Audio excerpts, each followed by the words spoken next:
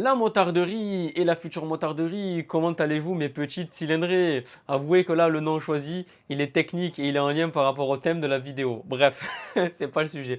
Aujourd'hui, l'équipe, on va voir comment certaines motos bridées peuvent te faire finir en prison. Alors oui, je suis Marseillais. Oui, les Marseillais, on a tendance à exagérer, mais là, malheureusement, il n'y a aucune exagération. Dans certains cas de figure, vous pouvez finir derrière les barreaux. Je vais vous expliquer comment vous pouvez ou comment ne surtout pas en arriver là. Mais avant les gars, pensez à vous abonner pour envoyer de la force. Ça coûte 0 €. Pourquoi et comment tu peux finir derrière les barreaux? Avec ton permis A2, tu as le droit de conduire des motos bridées. C'est vrai, mais c'est incomplet.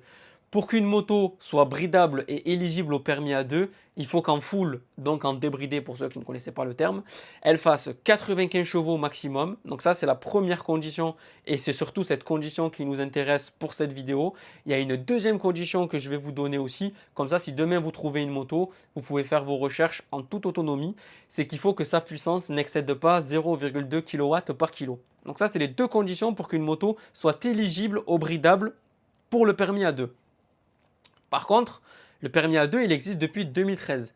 Avant 2013, il y avait l'ancien jeune permis. Lui, il était un peu différent du nouveau. Je pense que vous avez compris là où je veux en venir.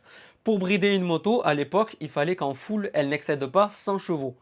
Donc, à l'époque, tu as des motos qui ont été bridées, que ce soit mécaniquement, administrativement et légalement, hein, et qui sont toujours bridées actuellement, mais que tu n'as pas le droit de conduire, puisqu'en full, elles font plus de 95 chevaux.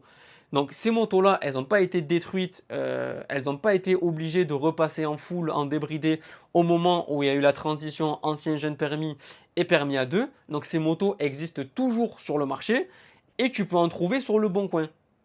Si demain tu as une de ces motos, alors il y a certaines assurances qui vont te le dire d'entrée qu'elles ne sont pas éligibles au permis A2, qui ne vont pas t'assurer.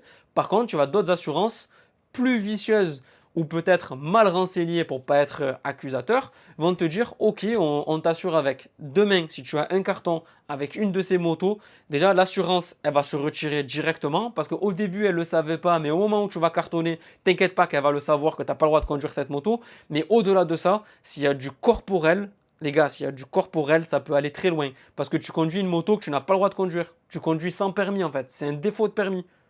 C'est pas comme si. C'est pas comme si tu avais le permis A2, mais ça passe parce qu'elle est bridée. Non, non, non, les gars, tu n'as pas le droit de la conduire. C'est un défaut de permis si tu cartonnes avec. Et s'il y a du corporel, derrière, ça peut être très grave. Quand je parle de prison, c'est pas une exagération, c'est réel. Quels modèles sont concernés par cette situation? Chez Kawasaki, tu vas retrouver le ZR7 et le Z750. Chez Suzuki, tu vas retrouver le GSR. Chez Honda, tu vas retrouver le Hornet 600. Chez Yamaha, tu vas retrouver le Pfizer. Alors attention pour le Pfizer, il existe en deux versions. Il y a une version à 78 chevaux et une version à 98 chevaux. Si je dis pas de bêtises, c'est à partir de 2003 qu'ils ne sont plus bridables. Chez Triumph, tu vas aussi trouver si tu as beaucoup de chance ou si tu n'as pas de chance. Ça dépend, ça dépend comment tu vois la chose. Mais les anciennes Daytona. Alors bien évidemment, dans cette liste, il n'y a pas tous les modèles concernés parce que je ne les connais pas. Et si je devais faire une recherche, ben, je sortirais jamais la vidéo parce qu'il y a trop de modèles à analyser. Mais maintenant que tu sais comment faire, tu n'as pas besoin de moi et tu sauras tout seul en autonomie complète. Ouais, je vous prends pour des gosses et alors?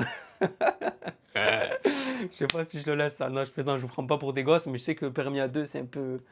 Il y a plein de pièges et c'est compliqué, mais avec cette vidéo, tu as tous les éléments pour savoir si une moto est éligible ou non au permis A2. Donc si tu as un doute, tu reviens sur la vidéo, tu regardes les éléments et ensuite tu regardes la moto et tu coches les cases. Si elle coche toutes les cases, on est bon, elle est bridable. Si elle coche pas toutes les cases, elle n'est pas bridable. Et si tu as d'autres modèles que j'ai oubliés, n'hésite pas à le dire en commentaire. Un énorme merci à toi si tu as regardé la vidéo jusque-là. N'hésite pas à mettre un j'aime si tu as apprécié la vidéo. N'hésite pas à t'abonner pour plus de vidéos du style.